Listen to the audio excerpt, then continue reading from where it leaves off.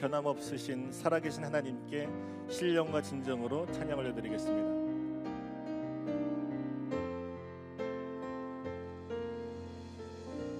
내가 만민 중에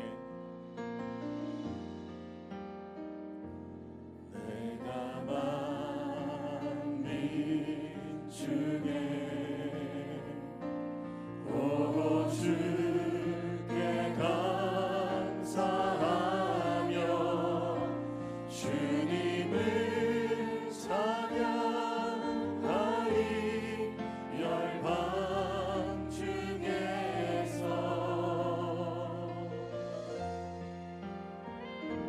주의 인자는 커서 하늘에 비치고 주의 진리는 넓은 궁창에 이르나니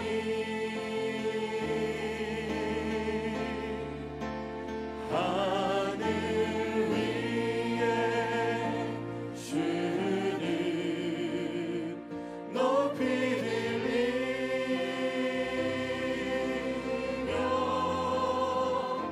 주의 영광은 온 세계 위에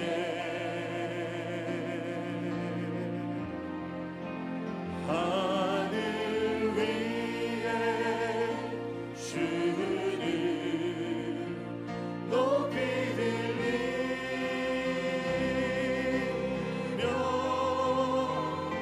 주의 영광은 온 세계 위에.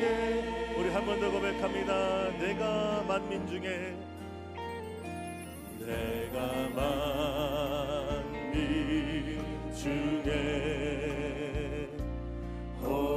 주께 감사하며 주님을 찬양하리 열방 중에서 주의 인자는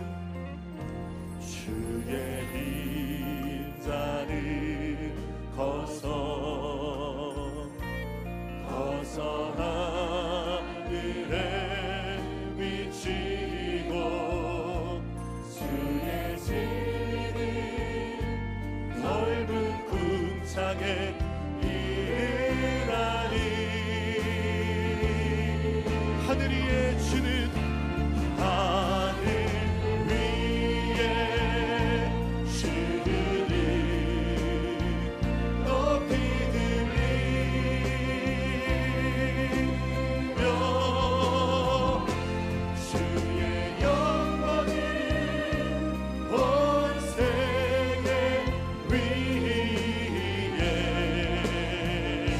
하늘 위에 주는 하늘 위에 주는 높이 들리며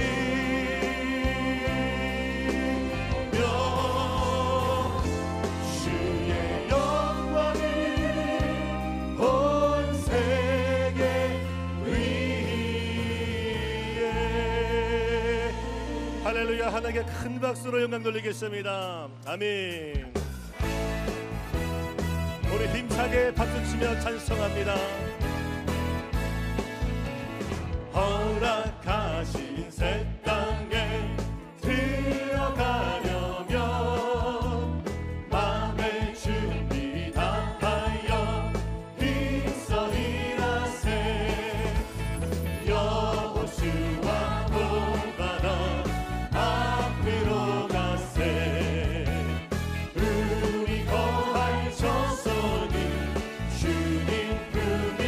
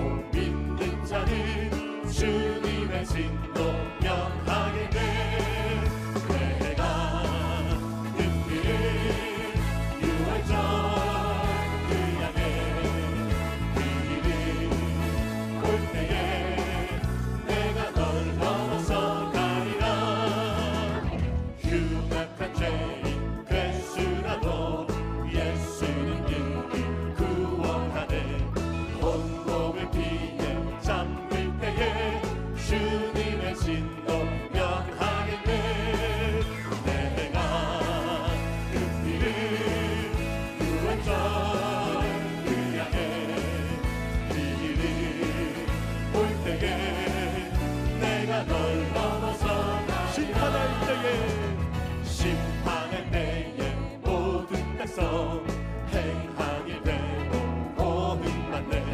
주님의 피로 죄 씻으며 주님의 진노 명하겠네. 아멘. 내가 그 피를 6월절 그 양의 비밀을 볼 때에 내가 널 넘어서 구주의 사랑, 그 주의 사랑 크시는 해 보혈의 능력 의지하세. 심판의 불이 내릴 때에 주님의 진노 명하겠네. 아멘. 내가 그 피를 6월절 그 양의 비밀을 볼 때에 내가 널 넘어서 죄에서 자유를, 죄에서 자유를 얻게 하는 보혈의 능력. 주의 보혈 시험을 이기고 승리하니 참 놀라운 능력이로다. 아멘. 주의 보혈 능력이 또다. 주의 피로 주의 보혈 그 어린 양의 매우 귀중한 피로다. 육체의 정욕을 이기는 보혈의 능력. 주의 보혈 정결한 마음을 얻게 하니 참 놀라운 능력이로다. 주의 보혈 능력이 또다. 주의 피로 주의 보혈 그 어린 양의 매우 귀중한 피로다. 눈보다 더 희게, 눈보다 더 희게 밝히는 것 보혈의 능력. 주의 보혈 부정한 모든 것 밝히시니 참 놀라운 주의 보혈의 능력이 있습니다. 주의 보혈 능력이 또다. 주의 피로 주의 보혈 그 어린 양의 매우 귀중한 피로다. 복음을, 그 주의 복음을 전할 제목 보혈의 능력. 주의 보혈 날마다 나에게 찬송 주니 참 놀라운 주의 보혈 능력이로다. 능력이 또다. 주의 보혈 능력이 또다. 주의 피로 주의 보혈 그 어린 양의 매우 귀중한 피로다. 주 하나님 독생자 예수 날 위하여 오시었네. 내 모든 죄 다 사하시고 무덤에서 부활하신 나의 구세주. 살아계신 주님, 살아계신 주 나의 참된 소망 걱정 그시 전혀 없네. 사랑의 주내 갈길 인도하니 내 모든 삶의 기쁨 늘 충만하네. 주 안에서 거듭난 생명 도우시니 주의 사랑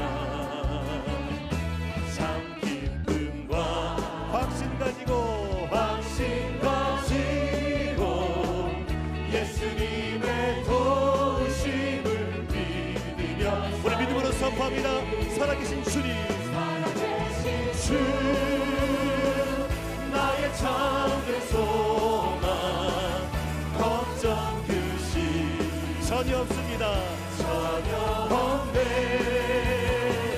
사랑의 주내 밝힐 인도하니 내 모든 삶의 기쁨 늘 충만하네. 그 언젠가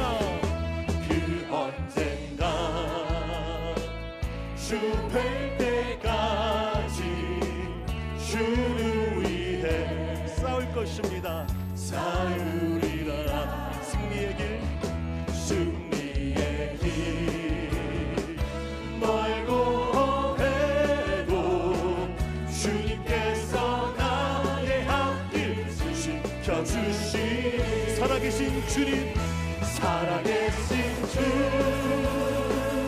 나의 참된 소망 걱정 근심 전혀 없네 사랑의 주내 갈길 인도하니 내 모든 삶의 기쁨 충만하네. 오늘 은혜 받으신 말씀은 요한복음 16장 7절 말씀입니다. 요한복음 16장 7절 말씀을 다 같이 봉독하겠습니다. 그러나 내가 너희에게 실상을 말하노니 내가 떠나가는 것이 너희에게 유익이라. 내가 떠나가지 아니하면 보혜사가 너희에게로 오시지 아니할 것이요 가면 내가 그를 너희에게로 보내리니. 아멘.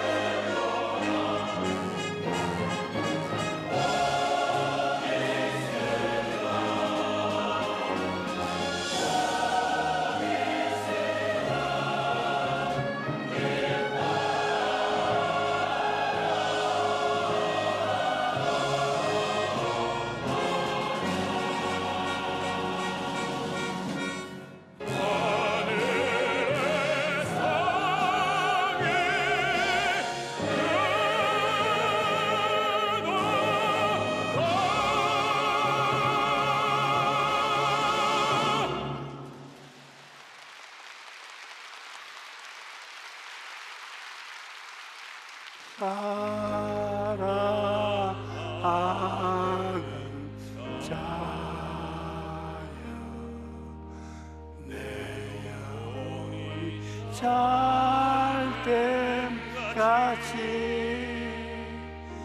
내가 범사 잘되어 강건하기를 내가 간구하노라.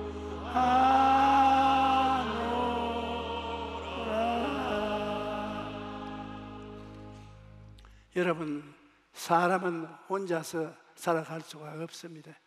가족이든 친구든 이웃이든 함께 살아야 하는 것입니다. 사람이 혼자 남겨진다는 것은 너무나 큰 두려움인 것입니다. 제가 초등학교 5학년 때 대구 폭동 사건 이후 빨치산들이 짚은 산 속으로 들어가서 게릴라 활동을 시작하여 밤에 마을에 내려와서 마을 사람들을 살해하고 납치하고 가축과 양식을 약탈해 갔습니다. 그들의 공격 목표 중에 하나가 우리 집이었습니다. 한 번은 빨치산이 아버지를 잡으려고 밤중에 왔는데 놀란 할아버지와 할머니가 아버지를 방바닥에 눕히고 그 위에 이불을 깔았어요. 그래서 그 이불 위에 할아버지와 할머니 두 분이 누웠습니다. 그 빨치산들이 살펴더니 그냥 갔어요. 그게 저희 아버님에게는 굉장한 충격이 되었습니다. 그 일을 당하고 난 다음에 그 집에서 더 이상 살고 싶은 생각이 없어졌습니다. 그래서 아버지가 가족들을 이끌고 부산으로 이주하기로 결심한 것입니다. 하루는 학교 갔다가 집에 오니까 그렇게 요란스럽던 집이 조용해요. 집에 오면 동생들이 마당에서 놀고 고함치고 하는 소리가 들리는데 그날은 너무나 정막강산이에요. 이쪽 방에 가도 아무도 없고 저쪽 방에 가도 아무도 없습니다. 할아버지 할머니 두 분만 덩그렁 계셨던 것입니다. 우리 형제들 중에 나 혼자 버림을 받았다는 심정, 그것이 말로 다 할 수 없이 고통스러웠습니다. 나는 그 빈집에 혼자 앉아서 울고 또 울었습니다. 그때 내 마음속에 시골 싫다는 생각이 들었어요. 지금까지도 조용한 데 가서 쉬라고 하면 좋아하지 않습니다. 그 시골에서 할아버지 할머니를 모시고 2년을 살았는데 얼마나 고독했는지 모릅니다. 학교 갔다 오면 아무하고도 이야기할 사람이 없습니다. 할아버지 할머니와는 대화가 안 되니까 혼자서 중얼중얼 하다가 자고 혼자서 깨고 혼자서 지냈습니다. 그리고 난 다음에 학교를 졸업하고 중학교에 입학해서 읍내로 가야 하는데 그때 또 충격을 느꼈습니다. 할아버지 할머니 두 분을 두고 나 혼자 떠나온다는 것이 어린 마음에 큰 충격이었습니다. 어린 시절의 이런 경험 때문에 저는 고독이라는 것은 몸서리가 치는 것입니다. 지금도 그 고독하고 외롭고 쓸쓸한 체험이 잊혀지지 않습니다. 이와 같이 혼자 남겨진다는 것은 마음에 큰 두려움으로 다가오는 것입니다. 그런데 성경을 보면 예수님께서 어느 날 제자들을 남겨놓고 어디론가 떠날 것이라고 말씀하셨습니다. 곧 다가올 십자가의 죽음을 눈앞에 두고 나는 너희들이 따라올 수 없는 곳으로 갈 것이다, 그렇게 말씀하신 것입니다. 예수님이 어디론가 떠나신다는 말을 듣자 제자들의 마음에 근심이 가득해졌습니다. 예수님이 우리만 남겨놓고 혼자서 어디로 가시려고 하시는가, 그런 생각이 들자 마음속에 두려움이 가득해진 것입니다. 그런데 예수님께서는 두려움에 빠져있는 제자들에게 놀라운 약속을 주셨습니다. 예수님께서 말씀하시기를 내가 아버지께 구하겠으니 그가 또 다른 보혜사를 너희에게 주사 영원토록 너희와 함께 있게 하시리라고 말씀하신 것입니다.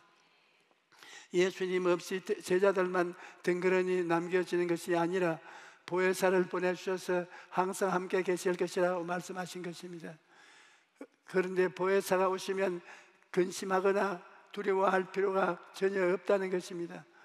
그러면 예수님께서 말씀하신 보혜사란 말은 무슨 뜻일까요? 보혜사란 말은 헬라어로 파라클레토스인데 부름을 받고 곁에 와서 있는 분이라는 뜻입니다. 우리가 알아야 할 것은 예수님께서 이 땅에서 사역하실 때 예수님은 보혜사로 활동하신 것입니다. 예수님은 은혜로운 보혜사로 오셔서 제자들 곁에 늘 함께 계시면서 그들을 도와주셨던 것입니다. 그런데 이제 예수님께서 십자가에 달려 죽으시고 부활하셔서 아버지께로 가고 나면 제자들 곁에 보혜사가 없지 않습니까? 그런데 예수님께서 또 다른 보혜사를 보내주시겠다고 약속하신 것입니다. 예수님께서 십자가에서 죽으시고 부활승천하신 후에는 성령님이 보혜사로 오셔서 우리와 함께 계시면서 도와주시는 것입니다. 예수님께서는 성령님을 가르쳐 또 다른 보혜사라고 하셨습니다. 헬라어에는 다르다는 말이 두 가지가 있는데 헤테로스와 알로스라고 합니다. 헤테로스는 전혀 그 성격이 다른 것을 말합니다. 여러분, 성경책과 이 강단은 다릅니다. 달라도 보통 다른 것이 아닙니다. 목적도 다르고 형체도 다르고 재료도 다를 겁니다. 이렇게 전혀 다른 것을 말할 때는 헤테로스라는 말을 사용합니다. 그런데 예수님께서 또 다른 보혜사를 보내시겠다고 말할 때는 알로스라는 말을 썼습니다. 알로스라는 말은 두 개가 똑같은 것인데 또 하나를 말하는 것입니다. 내용도 같고 모양도 같고 목적도 같고 다 똑같은데 이것은 하나 있고 다른 것이 하나 더 있을 때 알로스라는 말을 씁니다.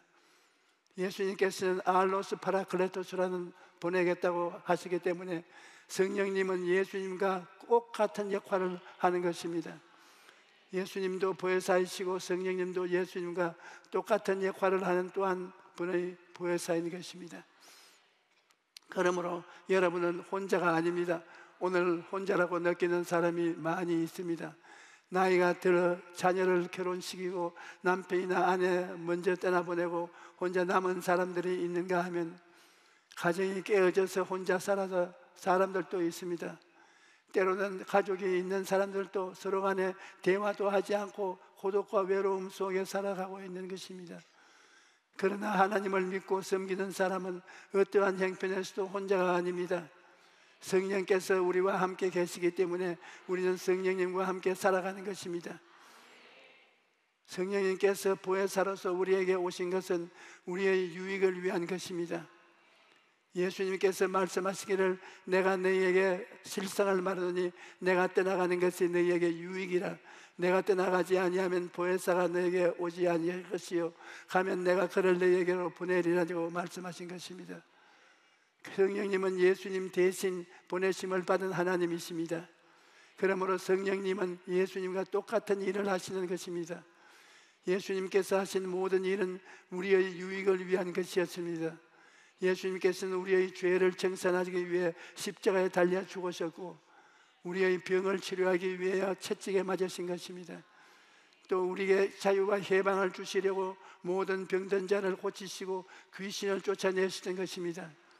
그런데 성령님도 예수님과 똑같이 우리의 유익을 위해 즉사하시는 것입니다. 성령님이 임하시면 병든 자가 치료를 받고 귀신이 쫓겨나고 그곳에 천국이 임하는 것입니다. 이렇기 때문에 오늘날은 성령 시대라고 말하는 것입니다. 성령 시대가 예수님 시대와 전혀 다르다고 생각하는 사람이 있는데 중대한 잘못입니다. 성령님은 예수님이 하신 일을 오늘날도 계속하고 계신 것입니다. 성령님은 지금도 십자가를 통하여 죄를 사하시는 역사를 베풀고 있는 것입니다. 하나님께서는 오늘날에 천하 만민에게 예수 그리스도를 구원받는 신다로 만들어 놓으신 것입니다. 그러므로 십자가를 통하지 않고는 죄의 용서란 있을 수가 없습니다.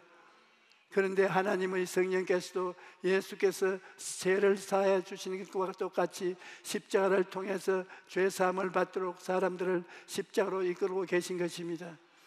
그뿐 아니라 성령님은 예수님의 이름으로 귀신을 내어 쫓고 계시는 것입니다. 오늘날 우리 사회를 보면 부조리와 불법과 부패가 팽배합니다. 이 부조리와 불법과 부패의 배후의 세력이 귀신인 것입니다. 그런데 성령의 역사가 일어나면 개인이나 가정이나 사회에서 불법이 사라지고 부패가 사라지는 것입니다. 성령이 임하신 곳에는 하나님의 정의가 이루어지고 정직과 성실과 충성스러운 삶이 다가오는 것입니다. 이러므로 오늘날 또 우리는 성령의 능력으로 귀신을 쫓아내야 하는 것입니다. 또 성령은 병 고치는 일을 계속합니다. 예수님이 십자가에서 죽으시고 부활승천하셨다고 해서 이제는 병 고치는 역사가 그쳤다고 생각하면 중대한 잘못입니다. 성령은 예수님께서 하신 일을 계속해서 행하시기 때문에 성령이 역사하시면 지금도 병든 자가 치료함을 받는 것입니다. 오래전에 우리 교회 성도 한 사람이 병원에서 폐기종 진단을 받았는데 의사가 하는 말이 폐기종은 합병증이 무섭다. 만약 폐포가 터지면 생명이 위독하니 그럴 경우 곧잘 응급실로 가야 한다. 혹시라도 지방에 내려갈 때는 산소 호흡기를 꼭 가지고 가라. 그렇게 말한 것입니다. 그런데 생활하는데 불편함이 없었기 때문에 성도님은 그 말을 대수롭지 않게 여겼습니다. 그러다가 병이 점점 악화되어 한쪽 폐가 기능을 하지 못하게 된 것입니다. 숨이 차서 운동도 못하고 세수를 할 때도 양손으로 사용하는 것이 힘이 들었습니다. 그러던 어느 날 갑자기 숨이 차기 시작해서 집에서 안정을 취했는데 그 다음 날에는 옷을 입지 못할 정도로 숨이 바빠져서 어째로 응급실로 간 것입니다. 알고 보니 폐기종이 터진 것입니다. 그런데 워낙 폐가 약한 상태라 마취해서 깨어나지 못할 확률이 높아서 수술도 할 수 없었습니다. 그대로 두면 5분도 못 되어 죽을 운명이었습니다. 그래서 전화로 기도를 받으려고 급하게 저에게 연락을 했던 것입니다. 그래서 제가 한 5분 동안 전화상으로 기도를 해드리고 성령의 지시를 따라 폐기종이 터진 것이 고쳐졌다라고 선포를 했습니다. 그 성도님이 나중에 간증하기를 그때 온몸에 전율을 느끼면서 상처가 뜨거워지고 마음속에 하나님이 고쳐주셨다, 그런 확신이 강하게 들었다는 것입니다. 그런데 기도를 받은 후에 식욕이 생겨서 이틀 만에 처음으로 밥을 먹게 되고 다음 날 아침 검사를 했는데 놀랍게도 터졌던 폐포가 원래대로 나아져서 붙어버린 것입니다.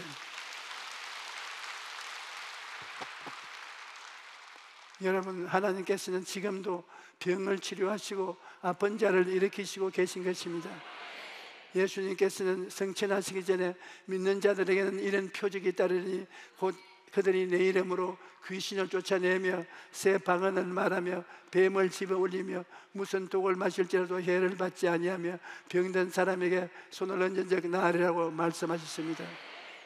그러므로 오늘날 또 우리가 성령님을 믿고 의지하면 병이 떠나가고 치료의 기적이 나타나는 것입니다. 성령께서 역사하시는 이상 치료하는 역사는 교회에서 그칠 수가 없는 것입니다. 또 성령님이 무엇보다 예수님을 증거하는 사역을 하십니다. 예수님께서는 그가 와서 죄에 대하여, 의에 대하여, 심판에 대하여 세상을 책망하시라고 말씀하셨습니다. 오늘날 많은 사람들이 죄악 가운데 살면서도 자기가 죄인이라고 말하지 않습니다. 그들은 어두운 가운데 있기 때문에 자기의 죄가 안 보이는 것입니다. 여러분, 캄캄한 방에 쓰레기가 쌓이고 갖가지 더러운 것이 있어도 불이 켜짐이 있으면 눈에 안 보입니다. 그러나 커튼을 열고 밝은 빛이 들어오면 얼마나 더러운가를 알게 되는 것입니다. 이와 같이 어둠 속에 살아가는 사람들에게 성령의 빛이 비치면 자기가 얼마나 더럽고 추악한 죄인인가를 깨닫고 주여 나를 불쌍히 여기시옵소서 하고 회개하게 되는 것입니다. 성령으로 말미암지 않고는 회개할 수 있는 사람이 없습니다. 성령이 죄에 대하여 우리를 꾸짖어 주셔야 우리 마음이 깨어지기 시작하는 것입니다. 이와 같이 성령님을 우리의 유익을 위해 오셨기 때문에 우리는 성령님을 인정하고 환영하고 모셔드리고 의지하는 삶을 살아야 할 것입니다. 셋째로, 우리가 성령과 함께 살아가기 위해서는 생각과 꿈과 믿음과 말이 중요합니다. 성령님은 우리의 생각과 꿈과 믿음을 말을 통해서 역사하시기 때문인 것입니다. 여러분, 성령님은 우리의 생각을 통해 역사하십니다. 에베소 3장 20절에 우리가 가운데 역사하시는 능력대로 우리가 구하는 거나 생각하는 모든 것에 더 넘치도록 능히하시리라고 말씀합니다.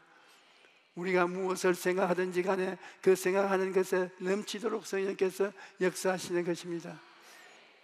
여러분이 할 수 있다고 하면 생각하면 성령께서 그 일을 할 수 있도록 도와주시는 것입니다. 그러나 할 수 없다고 생각하면 시작하기 전에 실패하고 마는 것입니다. 예수님께서는 할 수 있거든이 무슨 말이냐? 믿는 자에게는 능히 하지 못할 일이 없느니라고 말씀하셨습니다. 그러므로 어떤 환경에 있든지 주님의 약속을 붙들고 할 수 있다라고 생각하십시오. 우리 수준에서 생각하니까 할 수 없는 것이지 하나님께는 불가능이란 없는 것입니다. 우리는 방법이 없다고 말하지만 하나님께는 방법이 있는 것입니다. 이스라엘 백성이 앞에는 홍해요, 뒤에는 애국 군대요, 오도 가도 못하는 곳에 있을 때 하나님께서 상상할 수도 없는 길을 만드셨는데 바로 바다 밑에 길을 만드신 것입니다. 그러므로 여러분, 인간적인 생각으로 하나님의 역사를 제한하지 마십시오. 길이 없다고 낙심하거나 절망하지 마십시오. 하나님을 믿고 나가면 하나님께서 여러분을 위해서 길을 열어주시는 것입니다. 그러므로 새해에는 언제든지 할 수 있다라고 생각하십시오. 여러분이 긍정적이고 적극적이고 창조적인 생각을 가지면 성령께서 역사하심으로 여러분이 올 한 해를 성공적인 삶을 살아갈 수 있는 것입니다. 그 다음 성령님은 우리의 꿈을 통해 역사하시기 때문에 꿈을 품어야 합니다. 이 세상에 사람이 살면서 꿈을 잃어버리면 그 사람의 내일은 절망입니다. 현실에 다가오는 여러 가지 환경의 불안과 고통과 괴로움만 바라보고 그것에 치우쳐 있으면 그 사람은 그 자리에서 무덤을 파는 것입니다. 사람의 짐승과 다른 것은 내일에 대한 꿈을 가질 수 있기 때문인 것입니다. 예수 믿는 사람이 믿지 않는 사람보다 탁월하게 다른 것은 하나님의 성령이 오셔서 젊은이에게는 환상을, 늙은이에게는 꿈을 꾸게 하시기 때문인 것입니다. 그러므로 새해에는 작년보다 월등하게 나아지는 것을 꿈꾸어야 하는 것입니다. 생각을 새롭게 하고 꿈을 품었으면 그 다음에는 믿음을 가지고 나가야 합니다. 저는 지난 60년의 목회 생활 가운데 어려움에 부딪힌 적이 한두 번이 아니었습니다. 그럴 때마다 저는 할 수 있다 모든 일을 해보았습니다. 그러나 주님은 저희 모든 인간적인 방법이 실패하고 마지막으로 전부의 의지 없어 손들고 옵니다. 살든지 죽든지 행하든지 망하든지 주님 뜻대로 하시옵소서 하고 주님의 의지하니까 주님이 건져주셨습니다. 그래서 제가 한 번은 이렇게 말한 적이 있습니다. 주님, 왜 낙동강으로 떨어질 때까지 기다리고 계십니까? 낙동강까지 떠내려가기 전에 좀 건져주면 좋지 않겠습니까? 그렇게 따져보았지만 여전히 하나님은 제 생각과는 다르게 일하셨습니다. 마지막까지 기다려서 제가 정말 하나님을 믿고 있는지 의지하지 않느냐를 테스트하신 후에 제가 전적으로 주님을 믿고 나아갈 때 주님의 능력과 권세를 나타내셨습니다. 저는 저희 삶을 돌아볼 때 일생을 살아오면서 번지 점프를 한 기분입니다.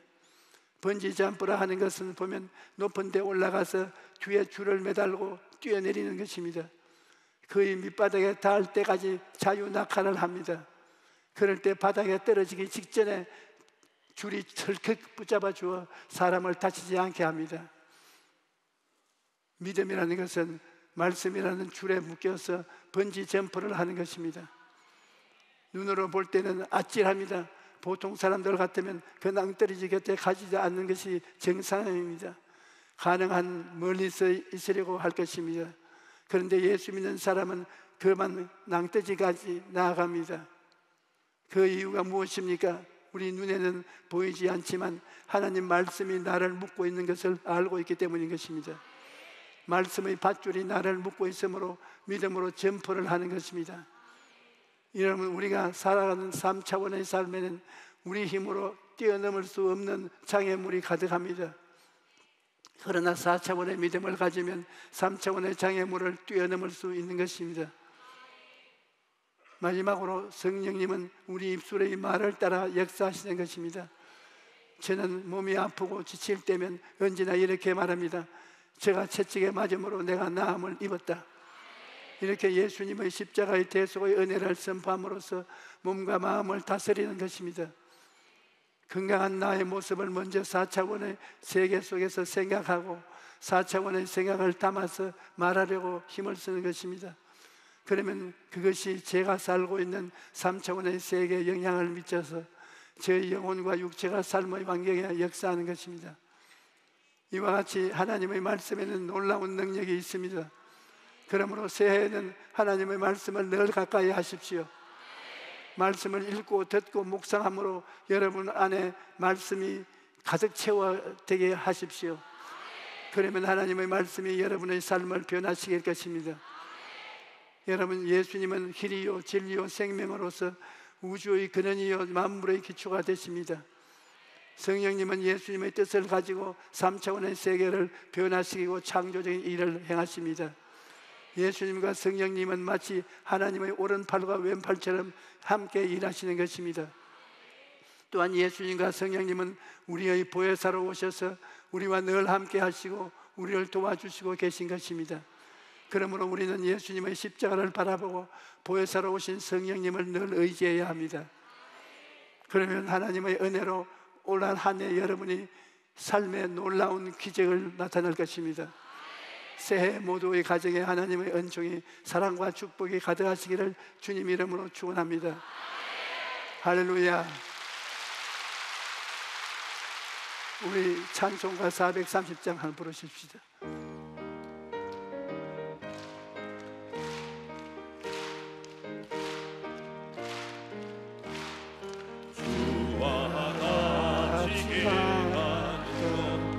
즐거운 일 아닌가. 우리 주님 보러 다시 발자취를 밟겠네. 한 걸음 한 걸음 주 예수와 함께 날마다 날마다 우리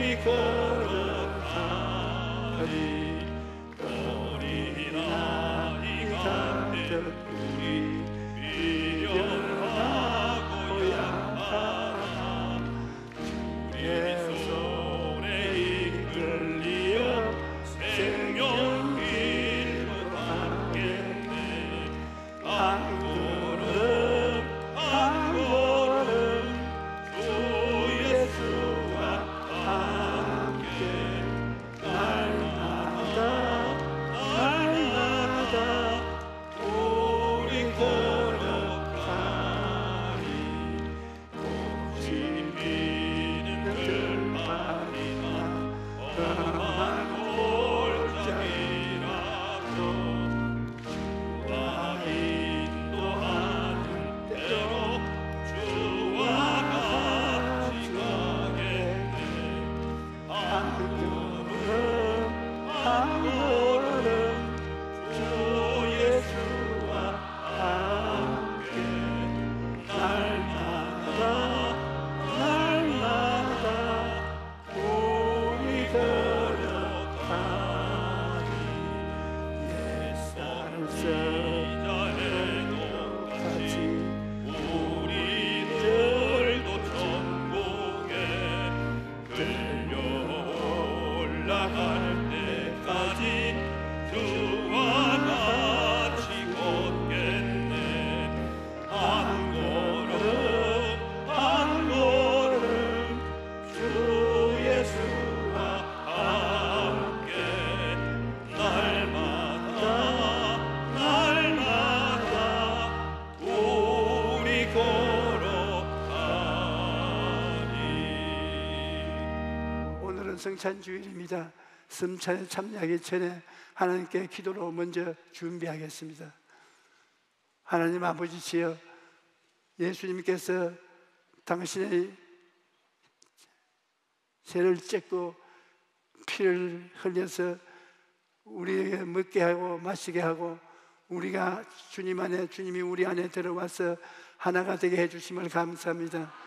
성찬을 통하여 주님이 항상 우리에게, 성령님이 우리와 함께 계신 것을 우리가 느끼고 믿고 체험하고 알게 하여 주시옵소서. 예수님 이름으로 기도합니다. 아멘. 진실로 진실로 너희에게 이르노니 믿는 자는 영생을 가졌나니 내가 곧 생명의 떡이니라. 너희 조상들은 광야에서 만나를 먹었으도 죽었거니와 이는 하늘에서 내려온 떡이니 사람으로 하여 먹고 죽지 아니하는 것이니라. 나는 하늘에서 내려온 살아있는 떡이니 사람이 이 떡을 먹으면 영생하리라. 내가 줄 떡은 곧 세상의 생명을 위한 내 살이니라 하시니라.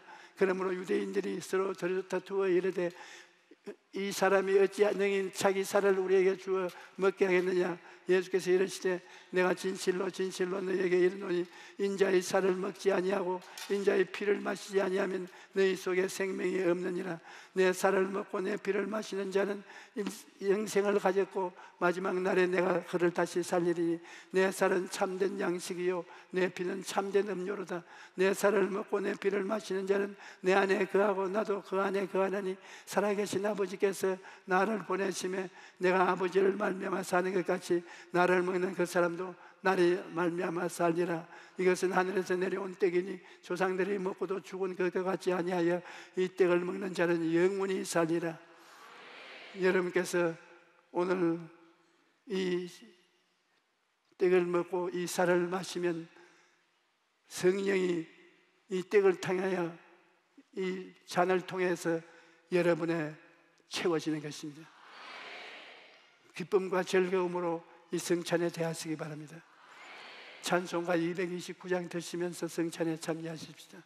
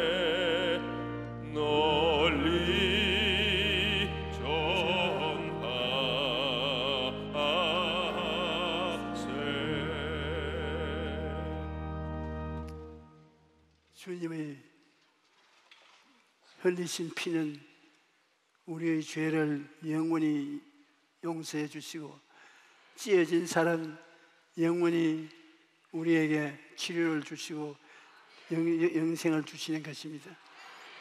교회는 두 날개를 젓고 앞으로 나갑니다. 한쪽 날개는 죄 용서의 날개요, 다른 날개는 치료의 날개인 것입니다. 예수 기독교는 이 죄의 용서와 병의 고침을 가지고서 이 땅에 우리를 도우시는 것입니다. 우리 보혜사 성령님은 죄를 용서하시고 우리의 병을 고치는 역사를 예수님과 똑같이 행하시는 것입니다. 우리 주님께 통회하고 자복하고 잠시 동안 죄와 병을 고쳐달라고 기도하십시다. 주여, 주여, 주여. 살아계신 아버지 하나님, 오늘날도 우리는 예수님을 모시고 성령이 오셔서 우리의 죄를 사하시고 우리의 병을 고치시는 것을 체험하고 우리가 모시고 있습니다. 하나님 아버지, 얼마나 감사합니까? 아버지 하나님, 병이 아무리 다가오고 아무리 우리를 죽이려고 해도 예수님이 성령을 통해서 용서를 베풀고 치료를 베풀어 주신 것이 우리가 절대로 죽지 않을 것입니다. 오늘 모두 다 치료받고 건강을 얻도록 도와주시옵소서. 여러분, 전번 주일에 치료를 기도받고 병 나은 사람 한번 손 들어 보십시오. 많이 나았죠? 오늘 이 시간에 아픈 분은 일어나셔서 아픈데 손을 얹으십시오.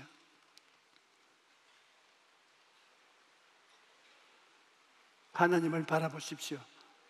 하나님 아버지여, 우리는 제 예수님의 살과 피를 마시고 성령 보혜사를 모시고 이 자리에 있습니다. 하나님 위하여 간절히 기도하오니 하나님께서 우리에게 자유를 주시어서 원수 귀신을 다 쫓아내어 주시옵소서. 우리 몸을 묶고 우리에게 사망을 가져오는 원수 마귀야, 나사렛 예수 이름으로 명하노니 물러가라, 물러가라, 물러가라. 주 예수님이 손을 내밀어 안수하고 모든 사람들에게 생명의 역사를 일으켜 주시옵소서. 예수 그리스도의 생명의 강물이 흘러 넘치게 되어도 도와주시옵시고 부활의 생명이 넘쳐나게 도와주시옵소서. 나사렛 예수 그리스도 이름으로 명한다. 모든 병은 떠나가라, 물러가라. 이 시간에 고침을 받을지어다. 아멘. 예수 이름으로 축복합니다.